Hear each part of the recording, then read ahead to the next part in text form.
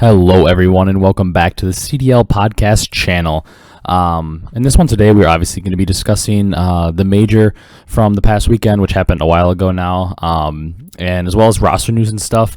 I'm so sorry for the delay on this video, obviously, because it's coming out on probably Friday or Saturday as opposed to the usual Monday or Tuesday, but I moved home from college this past weekend. And to say I got very sick is an understatement. I don't know what it was, but I was like completely fine. I moved back home, and the next morning I woke up and I could like barely talk. I could barely eat anything. My throat was like the sorest it's ever been, and I had a pretty bad cough. So if I cough a little bit during this video, that's why. I'm like Michael Jordan flu gaming this podcast right here. But I'm going to try to avoid coughing as much as I can during the podcast, because obviously that would be annoying as an audio listener. But I'm sure you can hear it in my voice a little bit. Maybe it sounds a little different. I still have that sore throat and cough and stuff. But like I said, we're going to flu game this. And yeah, we'll get into it right away. Be sure to leave a like, comment, and subscribe if you enjoy as usual. I appreciate you all being understanding and the support you showed me on Twitter when I said it's going to be a little late. Unfortunately, there's really nothing I could do because I literally couldn't talk for like 3 days. So there's not a whole lot you can do to record a audio-only podcast when you can't talk. But I appreciate you all showing the support on Twitter and being understanding of that. That means a lot to me, and just the support was kind of uplifting when I was feeling like absolute crap for a few days. But this video is going to be a little bit different than the typical reaction pods we do. As you know, I typically go into detail on matches and stuff, but like I said, the weekend of the major was my graduation from undergrad of college. So I wasn't able to catch a ton of the action. I was super busy with the ceremony and everything that comes with graduation from college, and just celebrating and stuff. So I'm going to briefly talk about the outlook of teams based on where they finished and what I saw this weekend, but just keep it much shorter, that portion of the podcast, than I usually do, as I miss many of the matches, like I said. And then we'll spend a little bit more time just looking at the new rosters and stuff and news, and give more thoughts on those. Then towards the end, I'll probably check Twitter to see if any more roster news has come out, because obviously there are teams that haven't announced stuff officially. So that's the outlook of this video. Just be sure to leave a like, comment, and subscribe if you enjoyed, like I said, and let's get into it. We're going to go over the teams and stuff, like I said. So the first two teams eliminated from the major were Seattle and Paris. No surprise here. It's kind of what we thought, is what we predicted. And let's be honest, both of them are pretty much in shambles. It sounds like Paris replaced Classic with Zaptius is what we're hearing, and then Classic is going to Seattle for Decimate. Honestly, I don't know that either of those moves make them like significantly better. They could possibly get a little better, but they're still just average at the absolute best. They're truly the bottom two teams right now, and it's sad because they're two teams that I actually really like to root for this year, but I don't want to talk too much about roster stuff because that's going to be later in the video. But I would say the outlook on both of them is maybe with their roster changes trending like the very slightest up, just since they're making a roster change and could get a little better. But I mean, that's at the best. They're trending slightly up. I mean, they're still the two worst teams, and I don't see a way they get too much above that. Maybe they climb to like the 9 and 10 spot. That's probably it. And the next teams eliminated were LAG and Minnesota. Honestly, for LAG, they just ran into a motivated Optic team, which let's be honest, they really can't compete with that. When Optic's motivated and playing well, LAG is no match for them. To me, I just think LAG are the same team we've grown accustomed to seeing since they picked up Chino. They're a very solid team that's going to make any team have a tough match. If you come in taking them lightly and not playing well, they're going to beat you. But they just aren't good enough to put together a long run of that to make a top 4 finish or something. Excuse me. I think they could find a way to sneak out that 8th spot potentially for champs if they get hot for a couple weeks, because they aren't going to get blown out ever. And like I said, if there's a team that has like their spot locked at champs and they're maybe not as locked in during a regular season match, LAG can beat you if you're not locked in. So I think they're a team that could sneak out an 8th, but once again, their ceiling is super, super low, one of the lowest in the league. I think they're basically trending in like a plateaued form. I think they're consistently going to be good, but not great, basically, essentially. I think this is like a common theme from them. We're going to see them finish like 9th, 8th in that range a lot, because if they're facing a team in shambles or a bad team like Seattle, they're going to beat them pretty consistently, but then they face the Optics, even like the middle teams like the Floridas, the Dallas right now, they're going to lose to those teams. So, I mean, I think they're going to stay where they are. They're pretty much kind of on a flat trajectory, not really up or down. Then the other team, Minnesota, eliminated at this point. they're just so disappointing. They look like they could be a top 3 team right away. When they picked up Standy, they showed so much potential, finished first in their group for that stage, and then they've regressed pretty much steadily since that point. Obviously, they make the roster change with accuracy, which we'll talk about later, like I said, but I think they can really improve from that. I think overall, their outlook is trending up from this placement because they're still likely going to be like the 7th spot and make champs. But I don't think they're going to continue to be this bad. I think with the roster change, they're at least going to improve a little bit. I don't think they're going to stay this horrible and consistently finish 9/10th. So I'd say they're trending up with the roster change and everything, simply because I don't think they're a 9th or 10th team. I think they're more around that 7 or 8 range. So roster change, they're trending up, but still a little bit down on this team. Next teams bowing out were Empire and London, 2 teams that once again are making roster changes. As of this point in the video, I don't know who Empire is getting. Like I said, towards the end, we'll check again to see if they potentially have announced who they're picking up. But Empire is just disappointing because we know they have the potential to be the best team, and they just haven't been able to put it together. We're still going to have to wait and see who's replacing Fellow to see which way I think they're trending. But I have some people in mind that I think could improve the team, which we'll talk about. But I will never count a Crim 6 team out from champs until I literally watch them get eliminated at champs, because I mean, that's what Crim does. He wins champs. Then as far as London goes, it's so weird to put them somewhere because they look to be improving, but then they drop 2 of their players in Zed and Zaptius. So we think they're on the up, but they're changing half their team, so we can't for sure say. I will say I don't think their ceiling was that much higher than like a top 8 finish with that Zed and Zap current roster. But it's weird to change after seeing your first and only success of the season. However, I do understand bringing in Afro and Alex, who may raise your ceiling. So I'll say I'm cautiously optimistic that they're slightly trending up with this team. Then the next 2 teams that were eliminated were Florida and Thieves, getting into like the top 6 now, which are 2 weird teams once again. I'll be honest, I think Thieves need Tej over Venom. And I have to talk about this roster kind of drama, even though it's not even talked about. I don't even know if this is even thought about from the Thieves camp, but I'm not going to talk about it later since they're not making a change as of right now. But I think that Thieves need Tej over Venom. I think Venom's definitely a CDL player. I think he's really good. I just think that Tej would make this team better. He's such a smart player and can do all the dirty work that Venom is doing, but is also better at search than Venom. I just think he brings a bit more and could let Hook and Kenny be the superstars they need to be for this team. Once again, I still think with Venom, they could hit top 4 form and be a top team. I just think that with Tej, they improve at search and can maybe win more consistently. I don't think Tej makes them any worse at respawn, but I think he makes them better at search, which helps them to win series more consistently. I'm sorry.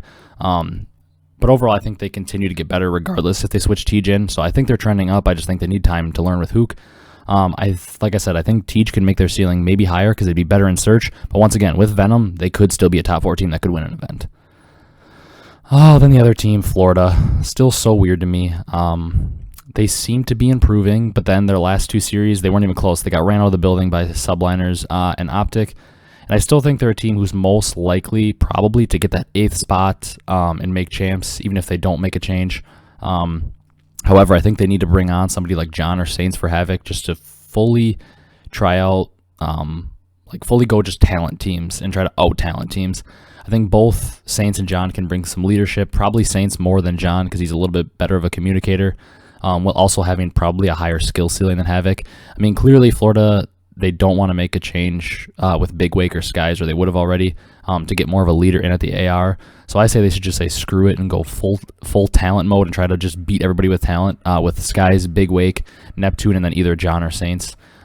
Just basically try to beat everyone off having more talent than them and just gunning them. If they're going to refuse to get more structured and bring in maybe more like an AR that could be more of an IGL, I say screw it and just get as much talent as you can, load on John or Saints over Havoc, who have a higher skill ceiling, and then just try to out-talent teams. They're just a team that's plateaued to me unless they can maybe make a change. Then next, we saw Optic Eliminated by Ultra. I really don't see a way you can say anything other than Optic is trending up from where they were. I mean, you had people saying that they needed a roster change. They weren't going to win a series this major. And then they beat LAG, Dallas, and Florida, which, once again, those aren't like crazy wins or crazy good teams. But they're also not free wins by any means. Those are all solid teams that you can lose to if you don't play well.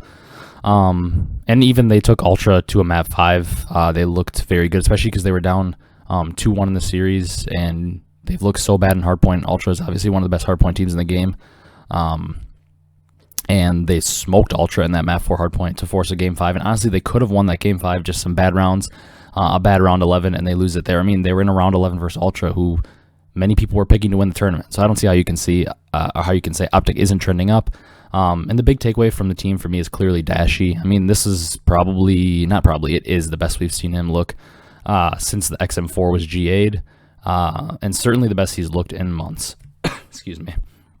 And then even Envoy has started to look like he could be that S&D superstar again. Scump and Formal look to be in form at most points as well.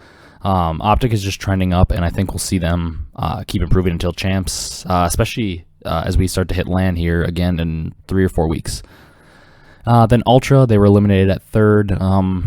I don't think we can say they're trending up, obviously, because, I mean, they were coming off winning like 10 or 11 matches in a row. They were coming off winning a major. So they're obviously not getting better if they didn't win this major. But I also think they're certainly not getting worse. They're definitely still a top team, top 2, top 3 for sure. That can win the next event in champs for sure. I'll just say they're staying about the same, because just because they didn't win an event doesn't mean they're getting worse. I mean, at some point they had to lose. I mean, you're on 11-12 match win streak. At some point, you're bound to lose a match, especially when you lose to Faze twice in a 3-2 fashion. I will say Faze is once again probably past Ultra as the top team, but that doesn't mean Ultra won't beat them twice in the next event. There's absolutely no reason for Ultra to panic. Then the second place team, we had NYSL. What a great weekend from them, honestly. Unfortunately, they just fall short in the final. The shortcomings in control, honestly, are what did them into me. If they win that checkmate control to make the series 3-3 instead of being down 4-2, I think things could have potentially gone their way. Obviously, Atlanta could still very easily win it, but a 3-3 series is very, very, very much different than a 4-2 series, so you never know. However, still a fantastic showing from them. They've cemented themselves as one of the top dogs for sure, and Hydra is just so much the real deal that it's crazy. I mean, the dude is already one of the best players we have in the league, and I can only imagine that he's going to keep improving. Then in first place, we saw Faze take it. Obviously, not much to say other than they are so scary. I mean, they're undoubtedly the best team in the game right now. The fact that any player in their team can just take over and actually be the best player in the world is something that no other team has right now. They're just disgusting, and they still have to be your odds-on favorite to win champs as of now. I'm going to take a quick drink of water. As you can hear, my voice is getting kind of scratchy, and then we'll do the power rankings quickly before we discuss roster news and then probably get out of here. There's going to be no hot or not section this week, simply because it's coming so delayed and all the roster changes are pretty much happening, but rather we're going to discuss the rosters with that time. All right, so power rankings time. At number 12, we've got Paris. I think that's fairly obvious. They're a team that is pretty much in shambles. It's obviously between them and Seattle in terms of who you want to put 11, 12. And I put Seattle at 11 because with them picking up Classic, I think their ceiling is a little higher than Paris, so I have them at 11. I think, once again, I'm with this power rankings, I think towards the top you can start to switch things around, but I think the way I have it, you have to. I think at 10, you have to have LAG because the other teams that could potentially go here are probably Minnesota and London. But I think everybody will agree that London and Minnesota both have higher ceilings than LAG, so LAG has to fall at 10. At 9, I've got London. I think you could move them all the way up to, say, 8 and switch Rocker down to 9, but I would say Rocker making this change, I still think they have a slightly higher floor than London and maybe a little bit higher of a ceiling, so I have them at 8 and London at 9. At 7, I have Empire. Once again, you could maybe put like Minnesota and London ahead of them, but I'm never going to doubt Krim. I'm never going to say Krim's not on a top 8 team until it's obvious that he's not. I think they're going to pick up somebody that's going to make them very good. I mean, they still have Shotzi and Illy who are very talented. Krim's the greatest player to ever live. I mean, they're going to find a good player to play with them because Hastro's going to be willing to shell out money to make them have a good team. And any player that has the opportunity to go to Dallas, if they're in challengers or if they're on the bench somewhere, or even if they're in a starting lineup, it could make a trade. People are going to want to play for Dallas. So they're at 7. At 6, we've got Florida. I could see you switching them with like Dallas or something, but they had a decent showing at the event. They look overall pretty solid. Hoping that they're going to make a roster change, which justifies them being up here, but they're kind of one of those teams that like, yeah, they're at 6, but we're kind of like at the point where they have potential and they're solid, but they could drop back down to like 8 or 9 at some point here, maybe next week. Then I believe Thieves are a good spot at 5. I think pretty much everybody should have them here. I feel like they've shown us enough consistency over the last few weeks, whether it was with Hook or not, that they should be ahead of teams like Florida, Empire, Rocker, London. But at the same time, I think they haven't shown us enough with Hook to justify putting them ahead of Chicago, New York, Toronto, Faze. So they said at 5 for me. Then at 4, I believe it has to be Chicago. They showed a really good showing, obviously, this past weekend. And huge improvements, but I don't think it was enough consistency over the last month to justify putting them ahead of Faze, who won the event, obviously, or Ultra, who still looks amazing, or Subliners, who made a run to the finals. So Optic sits at 4. At 3, I go with Subliners. Once again, I think you could put Ultra at 3 and put Subliners at 2. I think they're definitely the 2 and 3 teams for sure.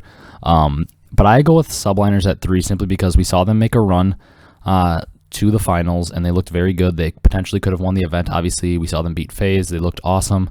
But the reason I put Subliners at 3 instead of 2 and put Ultra at 2 is because if you go back to the last major, Subliners didn't win a map at it. Granted, they had a completely different roster, and Ultra won it, and Ultra went undefeated in the regular season, and Ultra's only losses were to Faze 3-2. And obviously, Subliners lost to Faze as well, despite beating them once.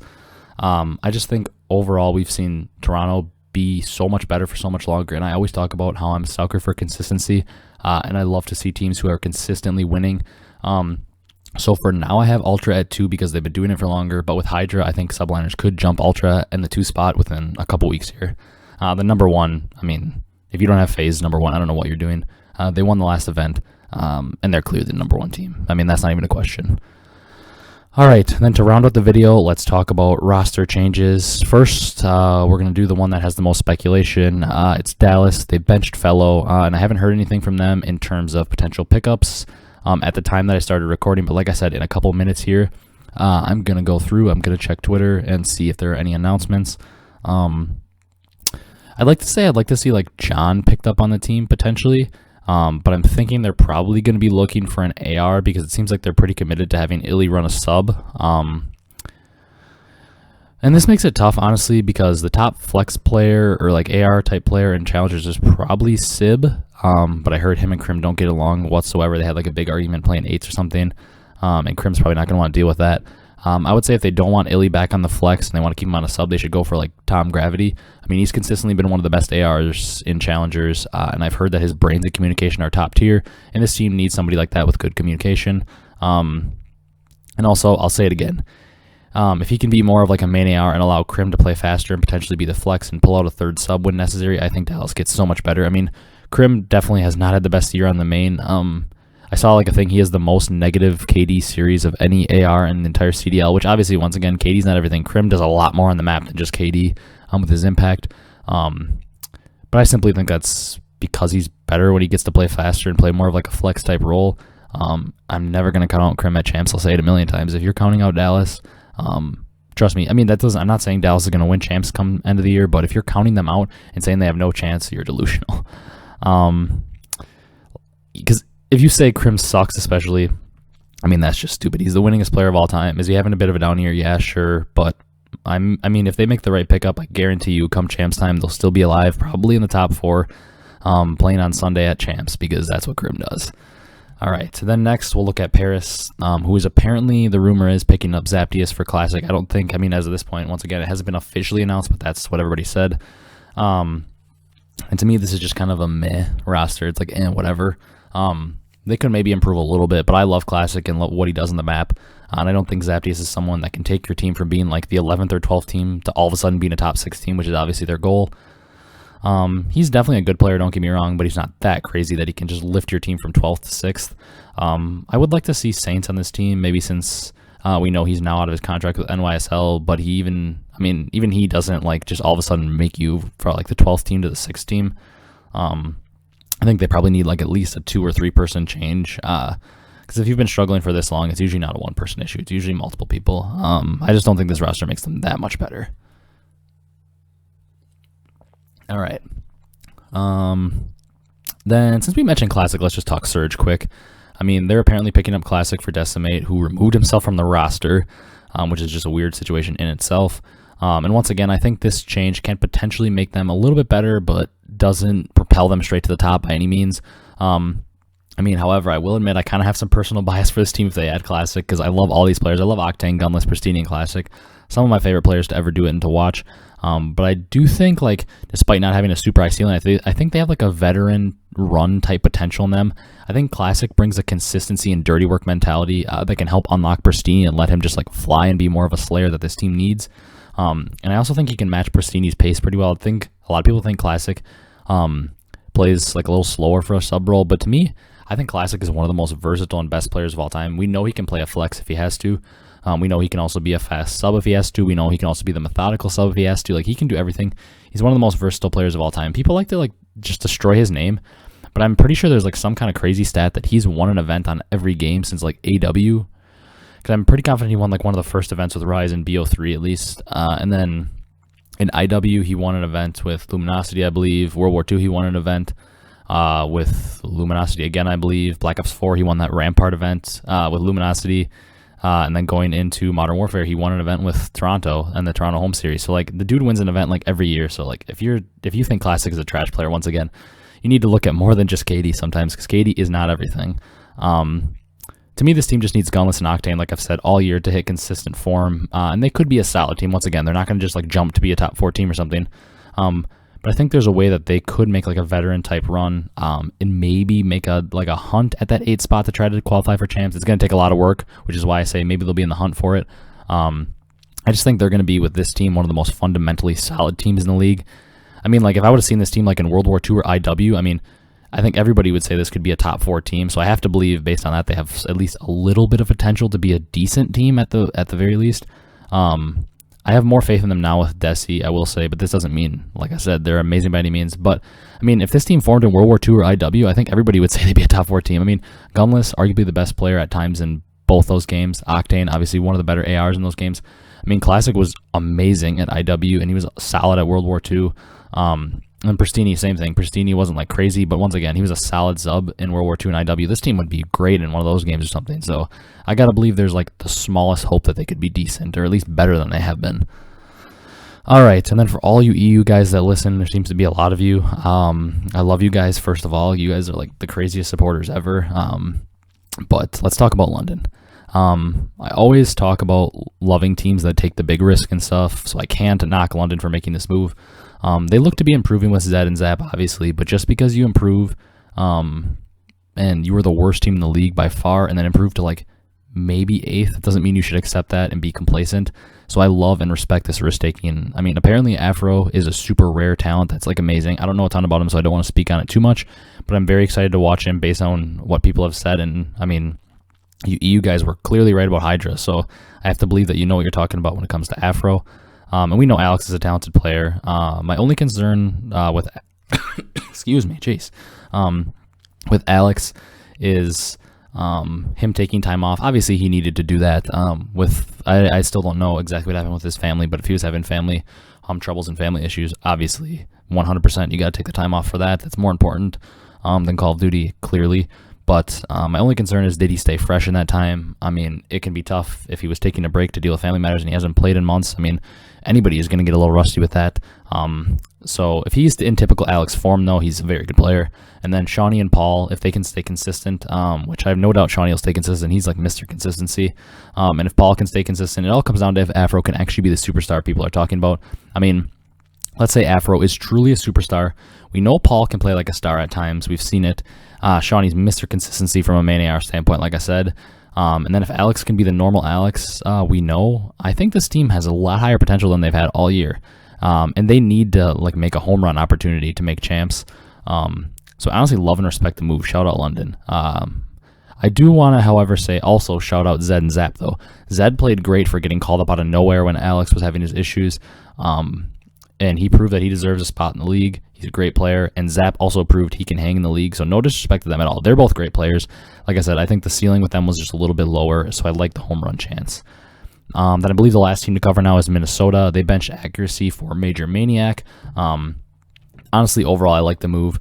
I do feel like there's this weird thought out there, though, from a lot of people that listen to stuff that I just like hate Accuracy or something. And that's just not the case. I actually really like him. I just think this team needs a change.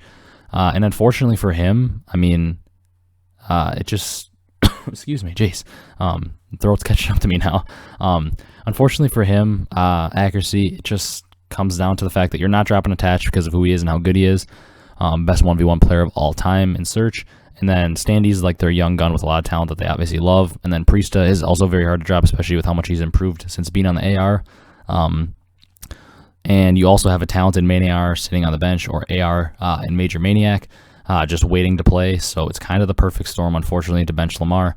I do think their potential ceiling gets a little bit higher because I think that Major Maniac's skill ceiling is probably higher than accuracies. My only concern, though, is Lamar obviously directs a lot of traffic. He's a great IGL, and he's directing a lot of traffic in-game, so they could struggle without that leadership. But overall, I'll say I think they have potential to get a lot better and be a top team again, more than they did with the current roster. But this is one that I'm like cautiously optimistic about because I think there's a chance they get better, but I don't think by any means it's guaranteed that they get better. All right, so we're checking CDL Intel, you know, the GOATs, who Crone has like everything down pat. I love him. So we're checking that out to see, and it looks like Vivid is going to Dallas Empire. Yeah, they announced it. It's official. All right. So breaking in here to say on the podcast here, I know you guys have all seen this by the time this gets uploaded, but I'm seeing this for the first time now that Vivid is going to Dallas Empire. And yeah, I mean, the only other team I could have seen maybe going for him was like Florida over Havoc, but I love the pickup for Dallas of Vivid. I would have liked to see them get Gravity, in my opinion, as like an AR, but I wonder if this means, I mean, it has to mean they're moving Illy back to the flex, back to the AR. I think this is really an interesting pickup because Vivid can match the pace of Shotzzy and play really fast. And I think Illy can be a faster flex. And I think with the rest of his team playing so fast, Crim might be able to speed it up, and they might just be a team like LA Thieves that plays at a ridiculous pace. So overall, I think their potential is a lot higher than with Fellow. I'm excited to see them. I'll be honest. I'm excited to see them with Vivid. I think this is a good pickup.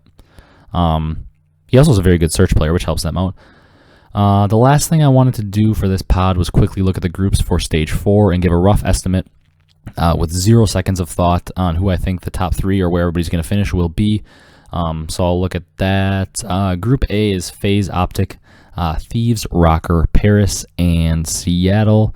And then Group B is NYSL, Toronto, Dallas, Florida, LAG, and London. To be honest, these might be the most even groups we've had, just giving it the eye test, so that's kind of exciting. I feel like A might be a little bit better at the top, but it's certainly weaker at the bottom, which makes it kind of even out. I mean, I think if you look at the last 2 teams picked in each group, London and LAG is definitely stronger than Paris and Seattle. I'd much rather have Paris and Seattle in my group over London and LAG. But overall, the groups are relatively even. So we'll real quickly do like quick random snap predictions on where my brain first went. So Group A, I think Faze will probably finish first. Second, we will go Optic. Third, I'll say Thieves, and then fourth, I'll say Rocker. Fifth, Seattle, and sixth, Paris. I feel pretty good about Faze and Optic finishing 1 and 2. And then I think there actually is going to be a really good fight for 3. I think it'll be tight between Thieves and Rocker. It honestly depends on if Thieves can get things figured out very quickly with Hook, or if Rocker can get things figured out very quickly with Major Maniac. It depends who gets their roster firing on all cylinders first, and Thieves have had more time with Hook recently, although, I mean, Major Maniac played with Priesta all of last year. He played with these players in the beginning of the year, so they have some chemistry. But I'll say I think Thieves gets it a little quicker. I certainly think it's going to come down to Rocker. Like I said, I'm pretty confident Optic and Faze will be 1 and 2. I'm pretty confident Seattle and Paris will be 5 and 6 in whatever order. It's just between Thieves and Rocker for that 3 and 4 that I think is going to be the close battle. But things get crazy, so who knows? Maybe Faze and Optic will be 5 and 6. You never know. Then in Group B, looking at it, I think I'm going to go Subliners first, Ultra second. With the new Vivid pickup, let's say Dallas gets 3rd. I'm actually going to go London in 4th, Florida in 5th, and then LAG in 6th. This one is way more of a toss-up to me. Once again, I feel pretty good about saying NYSL and Toronto will be 1 and 2 in whatever order that happens. I just think New York looks maybe a little better recently, and I think they're going to keep improving Hydra, so I'll say they get 1, but Ultra definitely could get 1. However, I can seriously see like Dallas, Florida, or maybe even London finding a way to get 3, and maybe it'll take Dallas a little bit to get on the same page with Vivid, so they might not get 3. London, maybe they'll be super good with the new roster, so maybe they'll jump up to 3, and even Florida. I mean, they showed flashes. Maybe they'll show flashes, and that'll become their consistent form, and maybe they'll get 3. So this is a little harder to predict that 3 spot, because I think there's 3 teams fighting for it, rather than the other group. I think there's probably only 2. honestly depends on how good Dallas is with Vivid and if Florida can stay consistent. And if London can be like a superstar team with Afro and Alex and improve really fast. This group's a lot harder to pick, like I said, because you have a lot of teams making changes that we just are uncertain about. But yeah, that's going to do it for this episode of the pod. Try to keep it a little shorter. Overall, with the amount of content we covered, we did keep it a little shorter than we usually do. I seriously appreciate you all for sticking around. Sorry for any coughs that happened during the video or if my voice sounded a little scratchy. But yeah, I'm still recovering from this sickness, so thank you at least for listening to this.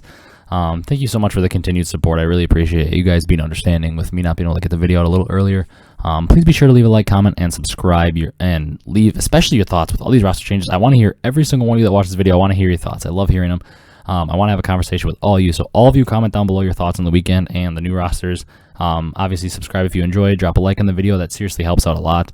And I will see you in the predictions video next week. Love y'all. Thanks for watching. And have a good weekend, everyone.